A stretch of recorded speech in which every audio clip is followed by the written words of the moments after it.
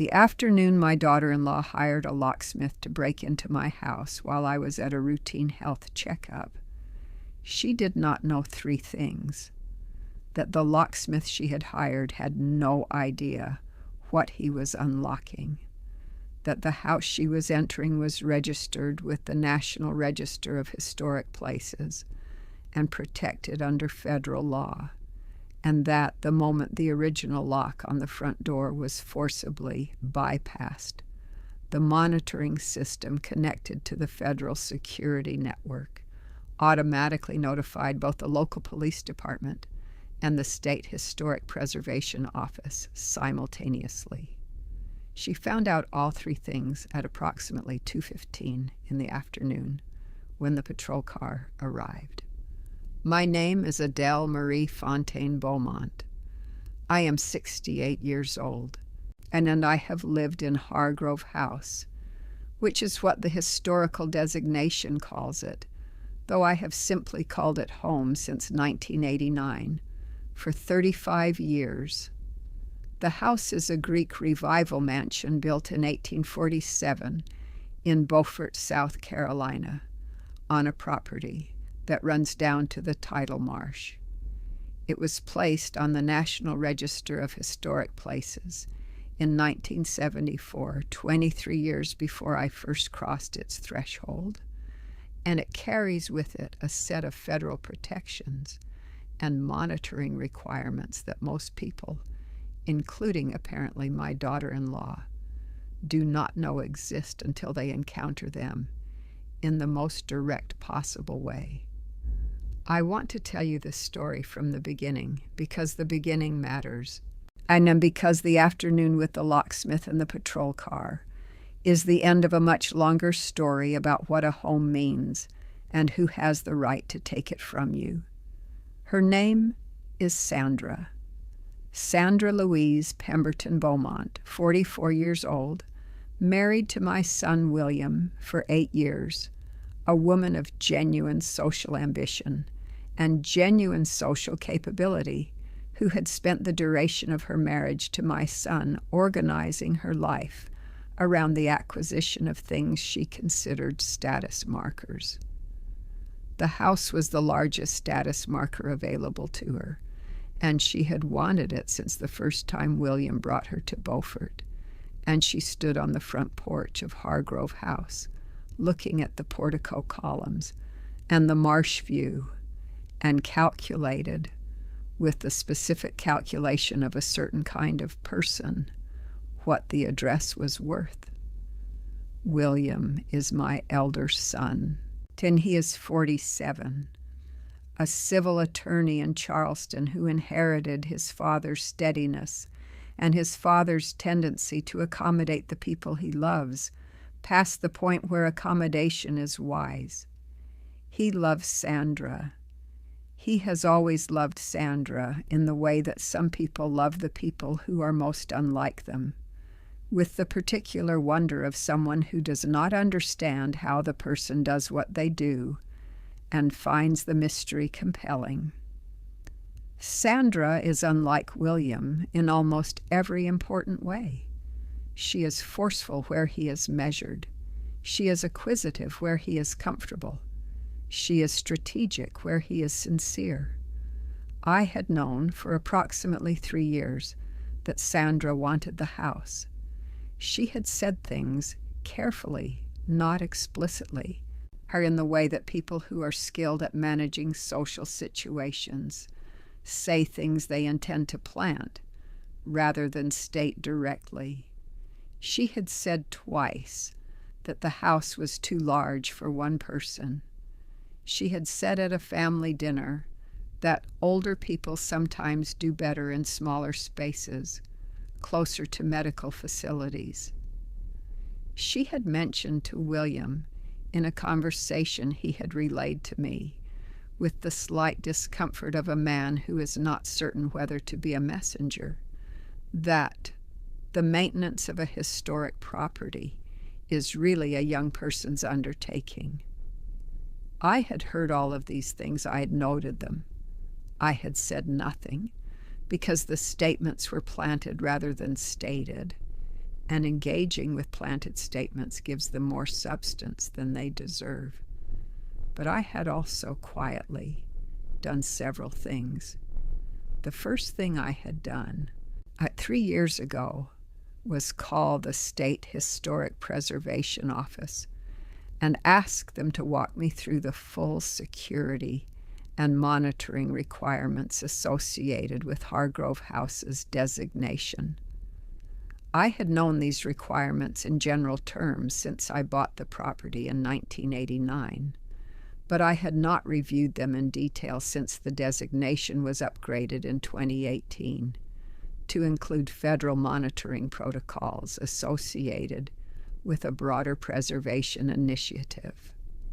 The SHPO liaison, a meticulous young woman named Dr. Keisha Thornton, who has been managing the Beaufort District's historic properties for 6 years, had spent 90 minutes with me on the phone explaining what the 2018 protocols meant, practically, for the property and for anyone who interacted with it without authorization. What Dr. Thornton explained was this. Hargrove House was one of 47 properties in the Beaufort District that had been enrolled in a federal monitoring program as part of the National Historic Preservation Act's enhanced security provisions. The monitoring included, among other things, a tamper detection system on all original exterior entry points, the front door, the rear service entrance, and 2 secondary doors that was connected directly to a federal notification network.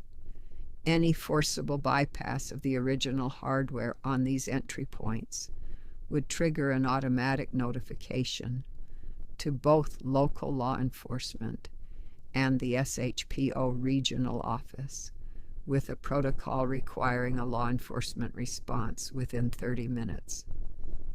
Any forcible bypass, Dr. Thornton had said, with the careful emphasis of someone who has had to explain this before, including by locksmith.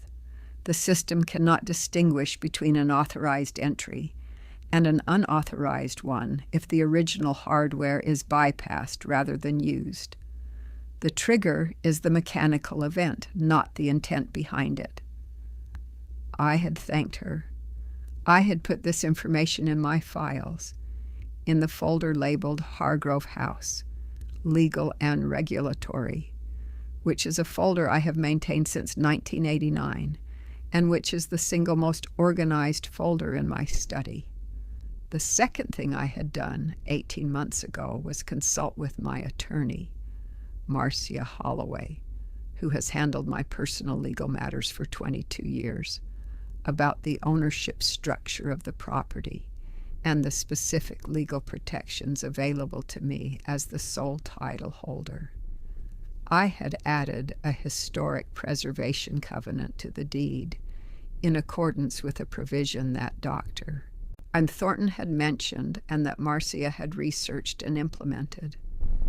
The covenant made explicit what was already implicit in the federal designation, that the property could not be altered, occupied, or transferred without compliance with the historic preservation requirements, and that any unauthorized alteration or occupation was a federal matter in addition to a civil one.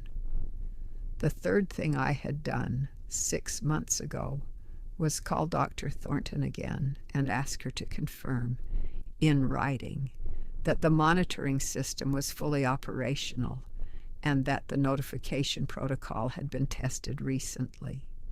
She had confirmed both. She had also mentioned, as a matter of routine information, and that 3 other properties in the district had triggered the monitoring system in the previous year. One by a contractor who had been given incorrect instructions about which door to use. One by a prospective buyer whose agent had failed to read the disclosure documents, and one by a person whose relationship to the property she did not specify but who had arrived with a locksmith. In all 3 cases, Dr. Thornton had said the response time was under 25 minutes.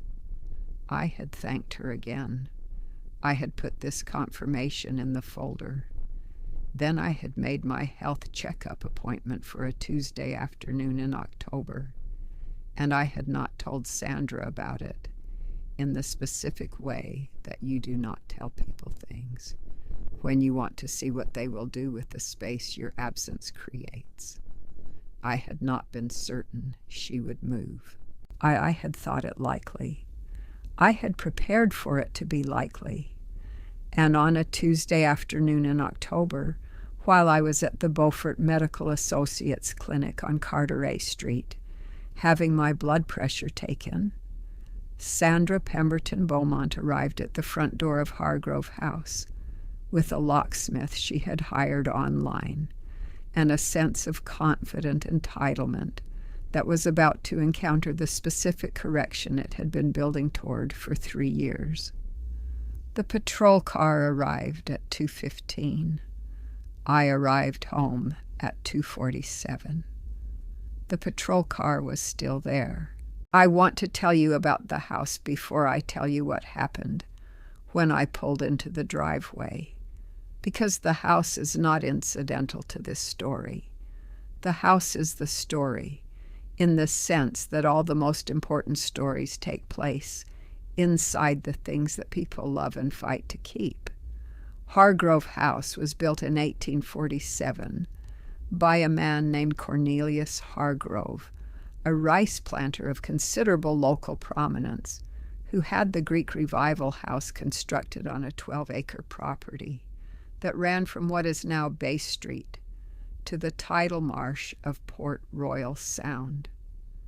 The house is a 2-story structure with a full-width front portico of 6 Ionic columns, a symmetrical facade that has remained essentially unchanged for 176 years, and a rear piazza that overlooks the marsh with the particular unhurriedness of a structure that has been watching the tides for longer than any of the people who have lived in it. The history of the house between Cornelius Hargrove and me matters, because what a house has survived is part of what it is. Cornelius Hargrove died in 1863 during the Civil War without seeing its end. His wife Eleanor occupied the property until 1879, when she sold it to a Virginia family named Callaway, who had come south seeking to rebuild. The Callaways occupied it for 40 years and added nothing to the exterior, a restraint I have always considered one of their best qualities, and extended the rear garden to include a formal parterre, documented in a photograph from 1901 that hangs in my study. So the Beaufort Historical Society held it in trust as a local history museum from 1922 to 1933. A Savannah shipping family used it seasonally until donating it to the county in 1963. 2 more private owners followed the National Register designation in 1974 before Robert and I arrived. Each of these people left something in the house, not possessions. Those had long since dispersed. But the quality of their attention, the evidence of care or neglect, the particular wear patterns on the floors, and the painted surfaces that record how rooms were used, and which chairs were favored and where children stood to watch the marsh. A house of this age is a palimpsest of the people who have loved it. You cannot live in it without being in conversation with all of them. I found it in 1988, when my first husband Robert and I were looking for property in Beaufort after Robert's practice. He was an orthopedic surgeon, had grown large enough to require us to leave the smaller house we had been renting in downtown Charleston. I saw the listing on a Thursday morning, drove to Beaufort on a Friday afternoon, stood on the front porch for approximately 20 minutes without going inside, and told Robert by phone that I had found our house. He had said, "You haven't seen the inside." I had said, "I know what's inside." I had been correct about the inside. The interior had the scale and the proportion and the particular quality of light that the portico columns and the marsh orientation promised. Tall ceilings, heart pine floors, the original mantels in every room, windows that ran nearly from floor to ceiling on the south-facing rooms and collected the afternoon light, the way properly placed windows collect it, without effort, as if the collection had been designed into the architecture by someone who understood that light is not a decorative consideration, but a structural one. Robert and I bought the house in the spring of 1989. We paid for it with the savings of 11 years of surgical practice and the small inheritance I had received from my grandmother, which I had kept invested since 1978, and which had grown in 11 years to something more useful than its original amount. The purchase price was significant. The ongoing maintenance costs were significant. We were never in any doubt about either of these facts, because we had examined them carefully before we made the decision, and which is the only responsible way to make a decision of that scale. We lived in the house for 8 years. They were, despite Robert's death at the end of them, the most fully inhabited years of my life. The years when the house was what it is designed to be, which is occupied by people who are genuinely living in it, who are bringing all of the ordinary human business of daily existence into its rooms and leaving the marks of that existence in the grain of the floors and the character of the light and the particular smell of a house that is loved. Robert operated on Tuesday and Thursday mornings and spent his other mornings in the study at the back of the house, looking at the marsh through the south-facing windows while he did his reading. I had a small business at the time, a consulting practice in historic property management that had grown organically from my genuine interest in the field. And I worked from the front parlor, which had the best morning light, and a desk that Robert had found at an estate sale in Walterboro, and that sits in the same position it has sat in for 25 years. Robert died in 1997 of a cardiac event that arrived without warning on a December morning, and I became the house's sole occupant and sole title holder at 44 years old. I had 2 sons, William, then 22, and James, then 19. I was a 44-year-old widow in a 12-room house in Beaufort, South Carolina, and the question of whether to stay or sell presented itself immediately, the way large questions present themselves in the immediate aftermath of loss, when you are least equipped to answer them and most in need of what the answering requires. I stayed. I want to tell you why, because the why is important to understanding everything that followed. I stayed because the house was mine in a way that had nothing to do with the deed. The deed was a legal document that confirmed what was already true, that this house, with its ionic columns and its heart pine floors and its windows that collected the afternoon light without effort, was the place I had recognized as mine the moment I stood on the front porch on a Friday afternoon in 1988 before I had seen the inside. Some places are yours from the first moment. Some places you arrive at after a long journey and immediately understand that the journey was toward this. Hargrove House was mine in this sense. Sheehan selling it because Robert was gone would have been the specific mistake of confusing loss, with the need to flee everything that remains. I did not flee. I planted azaleas in the rear garden, a significant planting project that took 3 springs to fully execute, because the rear parterre that the Callaways had established needed to be restored before it could be extended, and restoration requires patience as well as attention. I had the porch restored by a preservation architect in Charleston, who understood what Greek Revival portico restoration requires, which is not the same as ordinary porch restoration, because the proportions and the profiles of the column capitals and the entablature are specific to the style and cannot be approximated without losing what makes them what they are. I learned the specific maintenance requirements of heart pine floors in coastal humidity, which are different from the requirements of oak or maple floors in other climates. Heart pine, properly maintained, is extraordinarily durable, but the maintenance requires specific products and specific techniques and an understanding of what the wood is and how it responds to salt air and seasonal humidity fluctuation.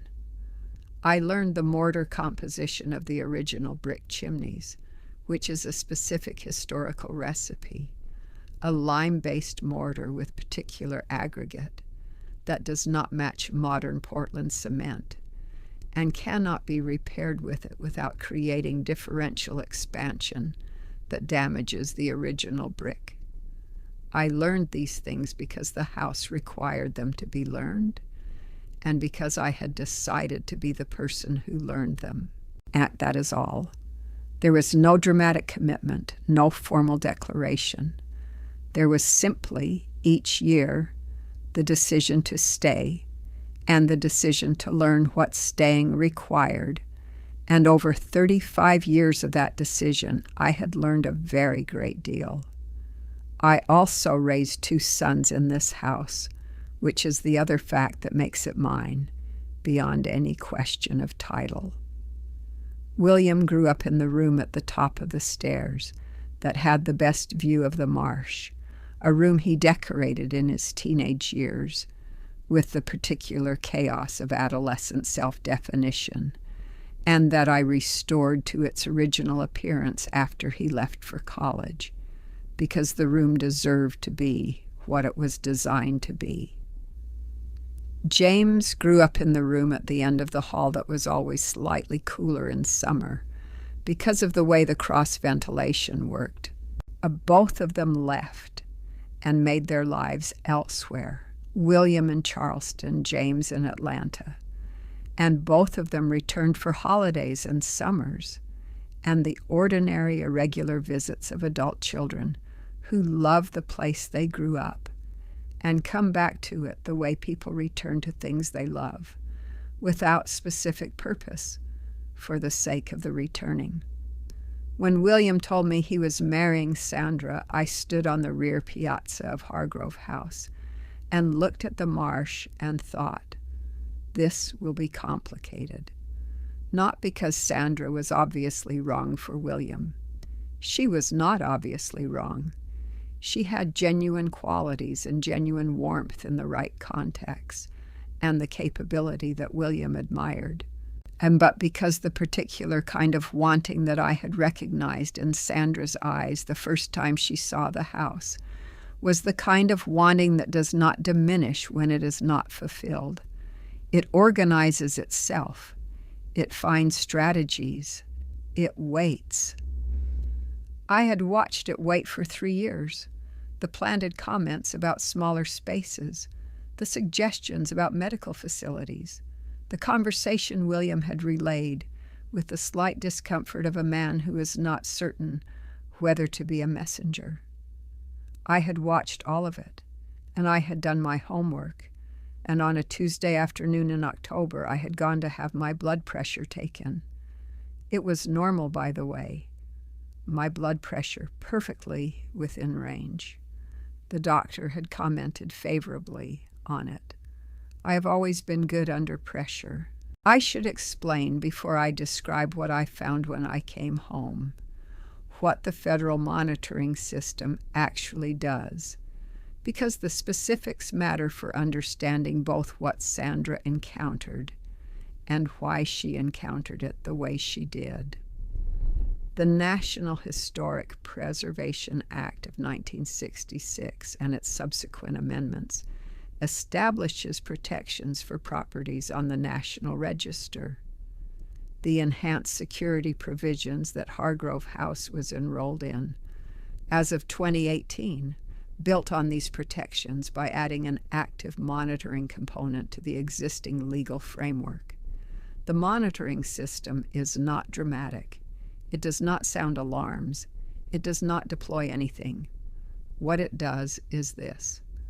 When a designated sensor on one of the monitored entry points detects a bypass event, which is to say, when the original hardware of a door is interfered with in a way that is inconsistent with normal use, such as by the tools of a locksmith working to circumvent a lock rather than open it with the correct key, the system sends an automatic notification through a federal secure network to two recipients: the local law enforcement agency with jurisdiction over the property's address, and the SHPO regional office responsible for the property's designation.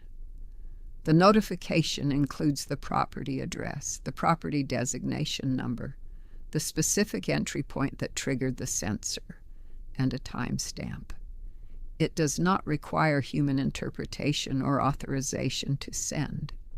It sends automatically in approximately 3 seconds, the moment the sensor detects the bypass event. And the locksmith Sandra had hired, a man operating out of a small business in Beaufort, whose experience was primarily with residential locks of recent manufacture, had begun work on the front door at approximately 2 o'clock. The front door of Hargrove House has a lock that was installed in 1923 during a major renovation of the property, a lock of a type manufactured by a firm that no longer exists, made of a quality of brass that does not corrode in coastal humidity the way modern hardware does. It is not a simple lock. The locksmith had been working on it for approximately 8 minutes when the sensor detected sufficient mechanical interference to trigger the notification. The notification was sent at 2:08. The patrol car arrived at 2:15, and which was 7 minutes after the notification and approximately 6 minutes after the locksmith had successfully bypassed the lock, and Sandra had walked through the front door of Hargrove House for the first time as something other than a guest. She had been inside for approximately 3 minutes when the officers knocked. I know all of this because Officer Daniela Reyes, who was one of the 2 officers who responded, gave me a thorough account of the events when I arrived home at 2:47. Officer Reyes has been with the Beaufort Police Department for 9 years and handles the heritage property monitoring responses for the Beaufort District with the patient expertise of someone who has done it several times before. She is not dramatic about it, as she has a clear-eyed quality, the quality of someone who enforces regulations that exist for good reasons and who takes the existence of the reasons seriously, that I found in the circumstances exactly right.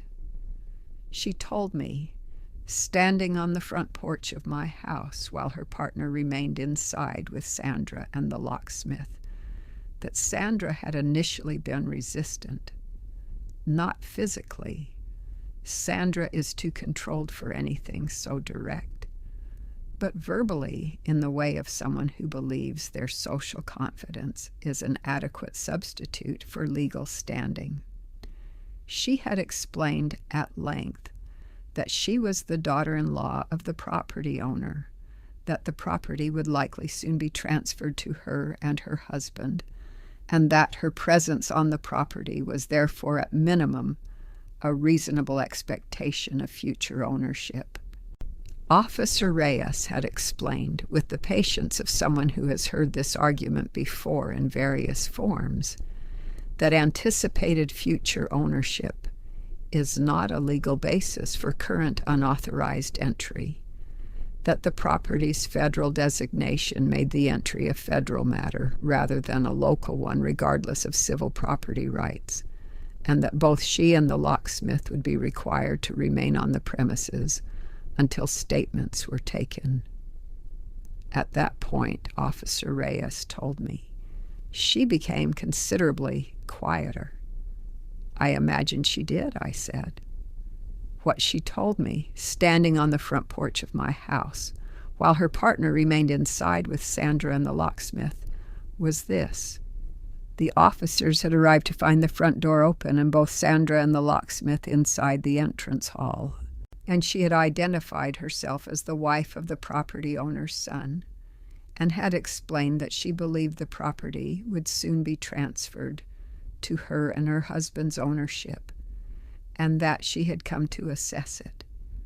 She had said this with the particular confidence of someone who has prepared a story and believes it is adequate. We explained, Officer Reyes told me, that the property's designation means that unauthorized entry constitutes a violation under federal law, regardless of any anticipated future ownership transfer. She indicated that she was not aware of this. No, I said. I imagine she wasn't. The locksmith was somewhat more aware once we explained the situation to him, and he indicated that he had not been informed the property was a designated historic site, and that he would not have accepted the job had he known. That seems reasonable, I said. We've taken statements from both of them. The locksmith will receive a citation for performing work on a protected historic structure without the required permits. Your daughter-in-law is being detained pending a determination of the appropriate charge. The federal violation requires consultation with the U.S. Attorney's Office. I looked at the front door. The original 1923 lock had been bypassed. I could see where the locksmith's tools had worked on it, but the door itself was undamaged, which was something. The hardware would need to be replaced or repaired because a bypassed lock is no longer a reliable lock. And Marcia would add the cost of that repair to the civil component of what was about to become a more extended legal situation. May I go in? I asked Officer Reyes. Of course, she said. It's your house. I went in. I crossed the entrance hall, the original heart pine floors, the plaster medallion on the ceiling, the staircase that curves up to the second floor in the particular arc of a craftsman who understood that a staircase is not just a way between floors, but an architectural event. And I went to the rear parlor, where Sandra was sitting in one of the chairs I had brought from my mother's house in 1997, in the company of Officer Reyes's partner. She looked when I entered the room like a woman who has encountered something she had not prepared for. Not a defeated look. Sandra is not a person who easily accesses defeat, but the particular look of someone whose calculation has met a fact it did not include and is in the process of revising its entire framework. I looked at her for a moment. I thought about the planted comments and the strategy and the Tuesday afternoon appointment I had made for the specific reason of seeing what the space of my absence would produce. Sandra, I said. She said, Adele, I can explain. You don't need to, I said. Officer Reyes has explained. A silence. I didn't know about the monitoring, she said. No, I said. I know you didn't. The designation. Nobody told us about the designation.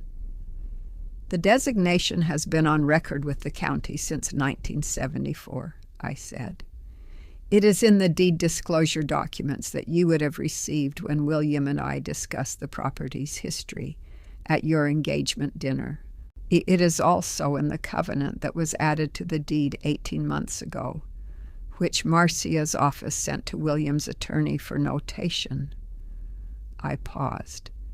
It has always been there. You would have found it if you had looked. She had not looked. That was the whole of it in the end.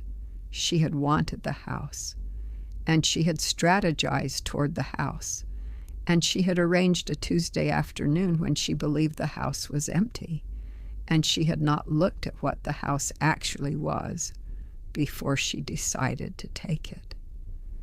This is the specific error that a certain kind of wanting produces. The wanting gets ahead of the looking, and the looking stops, and the wanting moves forward into the space where the looking would have been, and it moves confidently, because confidence is what wanting produces in its most advanced stage. It is the confidence of a person who is certain they have already won. She had not won. She had, instead, entered a house that had been waiting 68 years to know what its protections were worth. I will be honest with you about what the following weeks contained, because honesty is what this account requires, and because sanitizing the difficulty would misrepresent what the protection of something important actually costs. The legal process was not simple.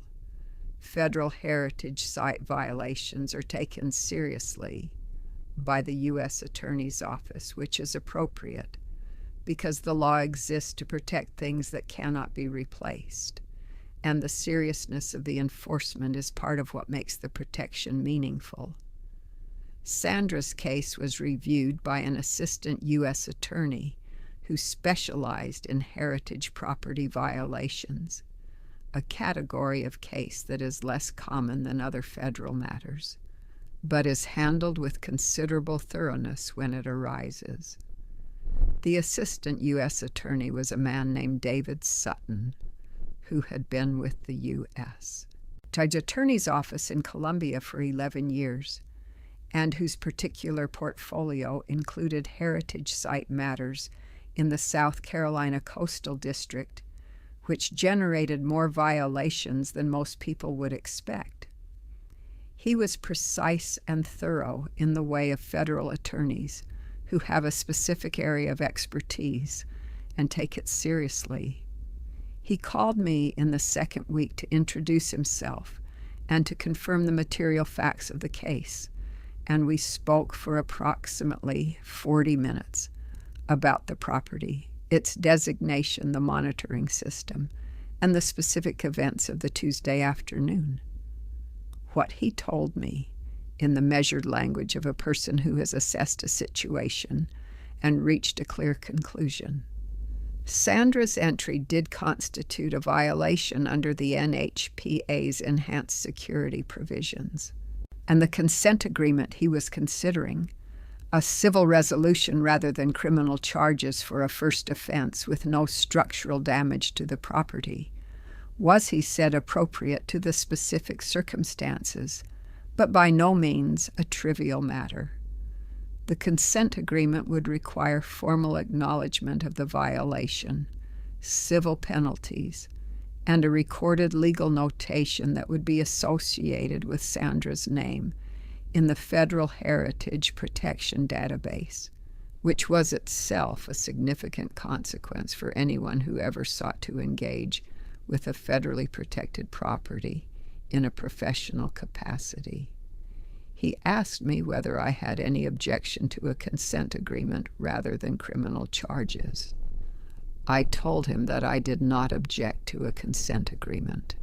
provided that the formal acknowledgement was complete and specific, and that the monitoring system's restoration was funded as part of the civil penalties. He said both of those conditions were standard in the consent agreements his office prepared. Then that is acceptable, I said. Marcia was in communication with the federal attorney's office throughout. She was also in communication, separately, with William's attorney, because William was not present at the house on Tuesday and had not authorized Sandra's actions, and the legal distinction between his position and hers was one that needed to be established clearly and early. William called me on Tuesday evening, 2 hours after I arrived home. He was, in the specific way of a man who has learned something about his wife that he would have preferred not to learn, simultaneously horrified by what had happened and unable to fully disown his love for the person who had done it. "Mom," he said, "I didn't know." "I know you didn't," I said. "I need you to understand that I had nothing to do with this." "I understand that," I said. "The officers understood that. The federal attorney's office will understand that. You were in Charleston this afternoon, and there are 18 people who can confirm it." A pause. "What happens now?" "That depends," I said, "on a number of things.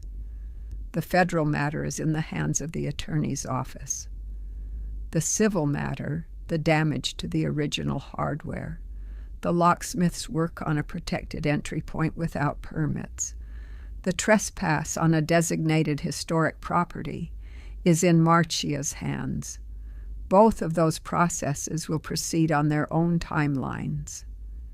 "And us," he said, by which he meant, I understood, not the legal us, but the family us.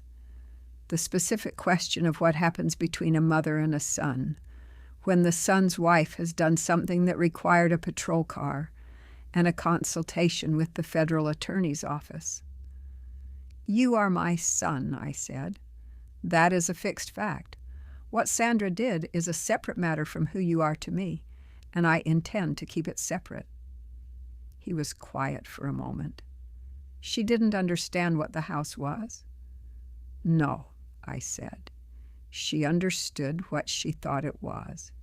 She didn't understand what it actually is. There's a difference?" "There is always a difference," I said, "between what you think a thing is and what it actually is. The difference is what you find when you look carefully." He said nothing. I could hear him thinking, and in the particular quiet of a person processing something large and real. "Come to Beaufort this weekend," I said. "Come alone. We'll talk." He came. We walked along the marsh path on a Saturday morning, the way Robert and I used to walk on Saturday mornings, when the boys were small and the marsh in October has the particular color and quality of light that belongs to coastal South Carolina in the fall, a blue-gray that is neither ocean nor sky, but something in between, patient and enormous. We talked for 2 hours, not about Sandra or the legal proceedings or the house. Those things existed and would continue to exist and would resolve in the ways they were going to resolve. We talked about William, who he was, what he wanted, what he had been accommodating for 8 years that perhaps did not deserve accommodation, and what it might mean for the next 8 years to be different. It was the most honest conversation we had had in a long time. Long conversations along the marsh path have always produced honesty in this family. The marsh does not encourage pretension. It has been here too long and has seen too many things to be impressed by the things that impress people. I told William on that walk something I had not said to him before. I told him about the 3 calls to Dr. Thornton. I told him about the covenant Marcia had added to the deed. I told him about the health checkup appointment and why I had not mentioned it to Sandra. He stopped walking. He looked at the marsh for a moment. Then he said, "You knew." "I thought it was likely," I said. "I prepared for likely." 3 years ago. "About 3 years ago," I said, when the planted comments began. He was quiet for a long time. Then he said, in the voice of someone arriving at a conclusion, "They have been delaying. I should have seen it." "You were inside it," I said. "It is harder to see a thing clearly when you are inside it. That is not a failure of intelligence. It is the condition of being in a marriage." "You were outside it." "I was outside it," I said. "And I am 68 years old, and I have been watching people's behavior in relation to things they want for 68 years. I have some experience with the pattern." He almost smiled. It was not quite a smile. The circumstances were not right for a full smile, but it was something in that direction.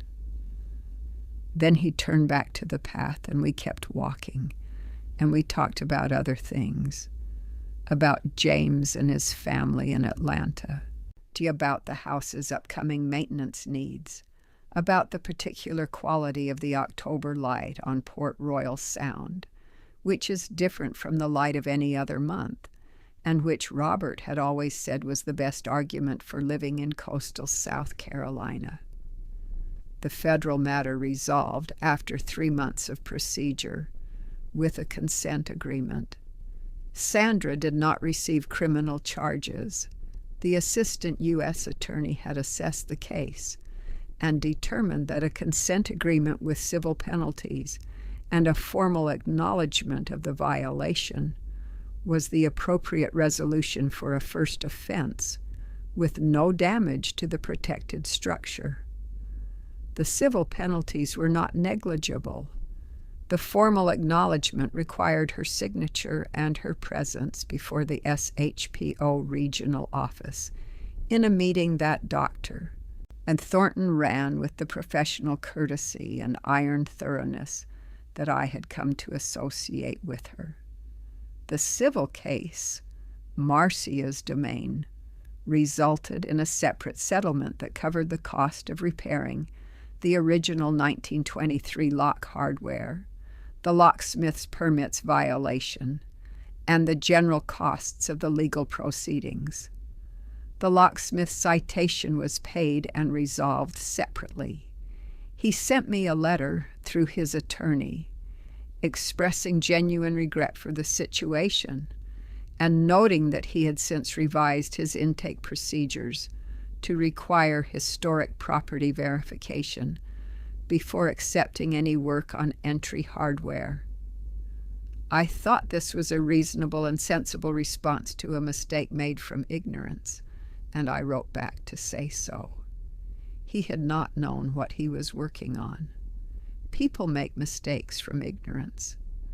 The correction of ignorance, and sincerely pursued, is a form of growth, and I have always preferred growth to punishment as a general principle. Sandra's case was different because Sandra's mistake was not made from ignorance. Sandra had known the house was a historic property. It was in the deed disclosure documents, in the covenant, and in every conversation about the house that had ever occurred in her presence. What she had not known was the specific operational consequence of the monitoring system. She had known the house was protected. She had decided the protection was formal rather than functional, that it existed in documents rather than in the world, and she had proceeded accordingly. This is the specific error of people who have never taken the time to understand what protections actually consist of. They see the paperwork and they see the designation and they think, this is bureaucratic. This is a record-keeping matter. This is the kind of thing that exists on paper and in offices, and not in reality. They are wrong. Protections exist in reality. They were designed to exist in reality. The people who designed them understood that a protection that only exists on paper is not a protection at all. The monitoring system sent its notification in 3 seconds. The patrol car arrived in 7 minutes. The federal process took 3 months and produced formal legal acknowledgement of what had been done and what it meant. That is what real protection looks like. I had a final conversation with Sandra in March's office after the civil settlement was executed. It was not a personal conversation. It was conducted in the presence of both attorneys, as these things appropriately are. But at the end of it, when the attorneys were gathering their papers and Sandra was standing to leave, she paused and looked at me with an expression that I had not seen on her face before. "I didn't think it was real," she said. "I know," I said. "The designation, the monitoring, all of it. I thought it was just records, just paperwork." "Most people who have never had to rely on something think it's just paperwork," I said, "until the patrol car arrives." She nodded. She looked for a moment like a woman considering a long chain of decisions and assessing where in the chain the critical mistake had been made. Then she left, and I stayed at the table for a moment in the particular quiet of a conclusion that has been a long time arriving and has finally, fully arrived. It is 9 months since the Tuesday afternoon in October.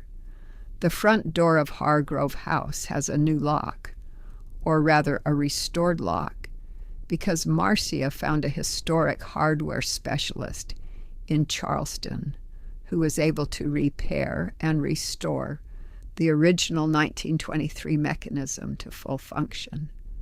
The restoration cost more than a replacement would have. It was worth the cost. The door should have the original hardware. The hardware is part of what the house is. Dr. Thornton came out personally to verify the restoration and to update the monitoring system's registration to reflect the repaired hardware. She stood on the front porch and examined the lock with the careful attention of someone who has been taking care of old things for long enough to know how to look at them. And then she stood back and looked at the door and the porch and the ionic columns and the marsh in the distance. And she said, "This is one of the finest houses in the district." "Yes," I said, "it is." We went inside and I made tea, and she updated the monitoring registration on her tablet, and we talked about the house for an hour, its history, the Hargrove family who had built it, the people who had lived in it in the century between Cornelius Hargrove and Robert and me, the particular challenges of maintaining heart pine floors in coastal humidity, and the specific type of paint required for the original plaster ceilings. She told me, over that tea, something I had not previously known, that Hargrove House was one of only 3 properties in the entire Beaufort district with an unbroken record of compliance with all monitoring and maintenance requirements since the enhanced protocols were introduced in 2018. The other 2 were a church and a municipal building. Among private residences, Hargrove House was alone. "How do you maintain it so completely?" she asked. "I pay attention," I said, "and I read the documents, every document completely when it comes to me. I did this when I bought the house in 1989, and I have done it every time the documents have been revised or updated since." She looked at me over her tea. "Most people don't read the documents that carefully." "I know," I said. "That is why most people are surprised when the documents produce consequences." She smiled at this. She has a good smile. the smile of someone who has been in the business of explaining consequences for long enough to appreciate the people who understood in advance. William and Sandra have separated. This is not something I caused or pursued or took satisfaction in. I want to be precise about this because the satisfaction that other people might expect me to feel at this outcome is not what I actually feel. What I feel is the particular sadness of watching a marriage that could have been different end in the way it ended, which is the way marriages end when one person's wanting has been organized in a direction that the other person cannot ultimately accommodate. William came to Beaufort 3 times over the summer. Each time, we walked the marsh path and talked honestly, the way we had started talking in October. He is working through what the last 8 years have cost him, in the specific accounting that happens when a person who has been generous with their patients finally looks at the ledger and assesses it. It is not a quick accounting. It is the kind of accounting that takes time and honesty, and the particular courage of a person who loves someone enough to see them clearly and to accept what the seeing reveals. I have not urged him in any direction. This is intentional. He is 47 years old, and he is capable of the full complexity of his own decisions, and the last thing he needs is his mother's hand on the scale. What I have offered him is what the marsh path offers: space to think, space to speak honestly, is the particular quality of attention that a person gives to someone they love and trust and want to see clearly. He asked me once on the 3rd visit whether I had felt guilty about the Tuesday appointment. I thought about this for a moment before I answered, because it deserved a real answer and not the first thing that came to mind. Guilty is not the right word, I said. I was not passive. I did not simply observe and hope. I prepared. I arranged. I understood what the protections consisted of, and I maintained them. And I made an appointment on a day when I thought the space of my absence would produce a test. That is not passive. Whether it is guilt-producing is a different question. Is it? He said. What I did, I said, was make sure that if Sandra moved against the house would be able to protect itself. I did not arrange for her to be harmed. I did not deceive her. I simply made sure the protections that exist were fully operational and that I was not present to intervene on her behalf when she encountered them. I paused. She made the decision to hire the locksmith. She made the decision to enter the house.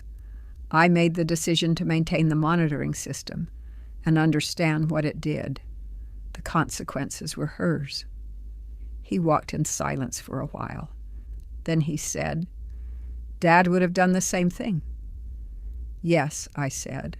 Robert understood that the best response to a predictable threat is preparation, not confrontation. He was a surgeon. He preferred to operate before the crisis rather than during it. William looked out at the marsh. "I miss him." "So do I said. "Every day." We kept walking, and the marsh was the same as it has always been, receiving the tides and returning them, and maintaining the essential conversation between the land and the water that makes this particular place what it is. I told him on that visit what I had told Sandra in Marcia's office, that the house would be his and James's someday, and that it would be theirs as what it is. The full designation, the full covenant, the full monitoring system, the full maintenance history that I had kept in a binder in the study that was now 43 pages long. All of it. He would inherit the house, and he would inherit the responsibility for the house, which are not separate things. He said, "Do you think I'll be able to do it?" I looked at him, my son, 47 years old, his father's coloring, his father's steadiness, standing on the marsh path of the house where he had grown up. "You've been doing it your whole life," I said. "You just haven't had the full picture yet. Now you will." James came in September with his family, his wife and his 2 daughters, 9 and 6 years old. We spent a long weekend at the house, and on the last morning, a Sunday, the older daughter asked me why the house had columns on the front. I took her outside and we stood on the front porch, and I explained the Greek Revival style, what it meant in the American South in the 1840s, why Cornelius Hargrove had chosen columns of this specific proportion. I explained what the Ionic capitals were and how they differed from Doric and Corinthian. I told her about the marsh in the distance and what the view meant to the people who built the house and what it meant to me. She listened with the serious attention of a 9-year-old who has decided that the person speaking knows something worth knowing. Then she put her hand on one of the columns and said, "This is really old." 176 years, I said, and it's still here. "Still here," I said. She kept her hand on the column for a moment. Then she said, "Grandma, is this going to be our house someday?" I looked at her. I looked at the marsh. I thought about Cornelius Hargrove building this house in 1847. I thought about Robert and me standing on this porch in 1988, before I had seen the inside. I thought about 35 years of heart pine floors and plaster ceilings and azaleas in the rear garden, and the particular way the afternoon light comes through the south-facing windows. "Someday," I said, "if you take care of it." She nodded. She seemed to find this a satisfactory answer. Then she took her hand off the column and ran down the steps and into the yard, which is what 9-year-olds do when they have finished with the serious things and are ready to be running again. I watched her go. The marsh was still behind us, patient and enormous, doing what it has done for longer than any house and any family, receiving the tides, returning them, maintaining the essential conversation between the land and the water that makes this particular place what it is. My house is my fortress. Not because it is large, not because it is historic, not because it carries federal designations and monitoring systems and civil covenants that make unauthorized entry a matter for the U.S. Attorney's Office, because it is mine, because I have known it since before I saw the inside, or because 35 years of care and attention and knowledge have made it more mine than any deed could, because ownership in the true sense is not the document, but the relationship, the daily practice of knowing a thing and tending it, and understanding what it requires and providing what it requires, not from obligation, but from love. The deed confirms what is true. The relationship is what is true. My house is my fortress, and no one who does not understand what it actually is will ever be able to take it from me. Not because I am particularly clever, not because I had planned for this specific scenario, because I paid attention, because I read the documents, because I called Dr. Thornton and understood what the protections consisted of and maintained them accordingly, because I took a routine health checkup appointment on a Tuesday afternoon and watched from a distance what the space of my absence would produce, because 35 years of genuinely caring for something is a better protection than any lock. The locksmith repaired his procedures. Sandra received her formal acknowledgement. The 1923 hardware was restored. The monitoring system remains active. The marsh is still there. I am still here. I want to talk about what a home is because I think it is widely misunderstood, and because the misunderstanding is what made the events of that Tuesday afternoon possible. A home is not real estate. Real estate is a category of asset, a transferable commodity that can be priced and sold and exchanged and refinanced and improved and depreciated. Many homes contain real estate. Not all real estate contains a home. The difference between the two is the relationship between the place and the person, and the relationship is built not in a single transaction, but over time, through the daily accumulation of knowing and caring and maintaining, through standing on the front porch in the early morning when the marsh is still and the light is just beginning, and understanding, in the wordless way of things that are deeply true, that you are exactly where you belong. Sandra saw real estate. She saw the address and the columns and the marsh view and the designation and the potential appreciation of a coastal historic property in a market where such things have become increasingly rare and increasingly valued. She saw all of this accurately. Hargrove House is, by any reasonable assessment, a significant piece of real estate. What she did not see was the home. The home is not visible to people who have not been in the specific relationship with a place that produces the seeing. You cannot see it from the outside. You cannot assess it in a market analysis. You cannot acquire it by bypassing a lock. Even a lock you do not know is connected to a federal monitoring system. The home is what you build over 35 years of choosing to stay. It is the azaleas you planted in the rear garden in the first year and have been pruning every spring since. It is the specific creak in the fourth stair from the bottom that your sons learned to avoid when they came home late, and that you learned to hear from the bedroom when they did not avoid it.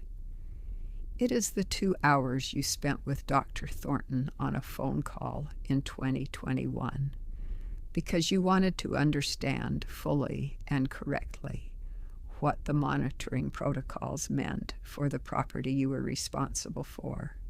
It is the relationship. The home is the relationship. And the relationship, unlike the real estate, cannot be taken. I have thought in the 9 months since October about what Sandra understood and what she didn't. And I want to say something direct about it, because I think the distinction matters beyond this particular situation. Sandra is not a stupid person. She is, in many respects, a quite intelligent one. Her error was not the error of stupidity. Her error was the error of incomplete attention, of seeing a thing accurately in the dimension she was interested in, and not looking at the dimension she wasn't. She wanted the house as real estate. She assessed the house as real estate. She formed a strategy around the house as real estate. She executed the strategy with the confidence of someone who had done their analysis and found it complete. What she had not done was look at the house as what it actually was. A house is not only real estate. A house is also a legal entity, a cultural artifact, a historical record, a designated protected site with federal monitoring attached to its original hardware. All of these things are part of what a house is. None of them were visible in a real estate analysis because a real estate analysis does not look for them. The gap between what you have analyzed and what actually exists is always the gap where consequences live. I have spent 68 years watching people encounter the contents of that gap, and the encounter is always the same. Surprise, recalibration, the specific discomfort of a person discovering that the world contains more than they had included in their understanding of it. The patrol car was the gap made concrete. Sandra could have taken the real estate if she had found a way through the legal protections and the monitoring system and the deed covenants and everything else that Marcia and Dr. Thornton and I had built around the property over 35 years. She would have found herself with the columns and the heart pine floors and the marsh view and the designation.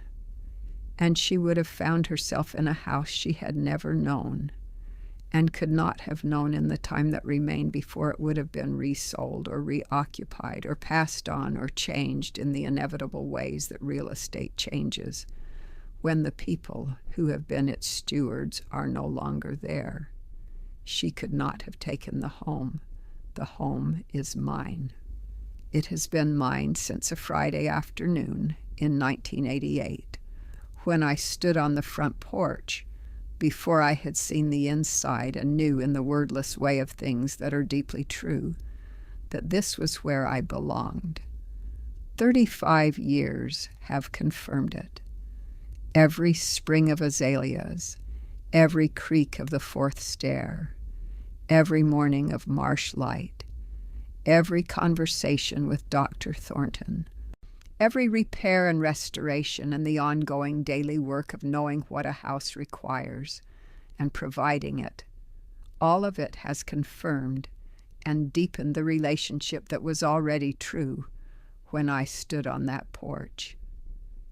My house is my fortress, not because of the monitoring system, though I am grateful for the monitoring system, not because of the federal designation, though I am grateful for the designation, not because of Marcia's covenants or Dr. Thornton's protocols, or the U.S. Attorney's Office, or any of the other mechanisms that exist to protect the things worth protecting, because of 35 years, because of the relationship, because the home that was mine in 1988 is mine still, and will be mine in the only way that matters, in the daily fact of the relationship between me and this place, for as long as I choose to maintain it. And there is a thing I do on mornings when the marsh is particularly beautiful, the mornings of early light when the water goes pale gold, and the herons stand in the shallows with the patience of things that have no need to be anywhere else. I make my coffee and I carry it to the rear piazza, and I stand there for as long as the light lasts in that particular quality, which is never very long because early light is always passing. I stand there and I am 68 years old and the house is behind me, and the marsh is ahead, and the ionic columns are on the other side of the house I cannot see but can feel. The way you feel things that have become the background of your life, not consciously present but foundationally there, providing the structure within which everything else occurs. This is what it means to have a home, not the deed, and not the address, not the appraisal or the designation or the monitoring system, though all of those things are real and matter, and were, on a Tuesday afternoon in October, the instruments through which the house protected itself. The home is the standing on the piazza in the early light. The home is the relationship. The home is mine. The patrol car came and went. Sandra received her formal acknowledgement. The 1923 hardware was restored to full function. The house stands. The marsh remains. The azaleas bloom every spring. It is, and it has always been, my home. I am writing this in the front parlor, at the desk Robert found at an estate sale in Walterboro. in the room with the best morning light, and the windows are open because it is September now, and the early autumn air in Beaufort has the particular quality of a season changing. Still warm, but with the first edge of something cooler underneath, the way the marsh changes in September, the grasses going from summer green toward the gold and amber that is their autumn color, the herons more numerous now as the season shifts and the shallows become what they become in the fall. The door at the front of the house has its restored 1923 lock, fully functional, monitored by a federal system that sends notifications in 3 seconds. The monitoring system registration was updated by Dr. Thornton in June and is current. The covenant Marcia added to the deed in 2022 is recorded with the county and is enforceable. And the folder in the study labeled Hargrove House, Legal and Regulatory, is now 47 pages long. The house is fully protected. The home has always been. These are different statements. Both are true. My house is my fortress. My home is my own.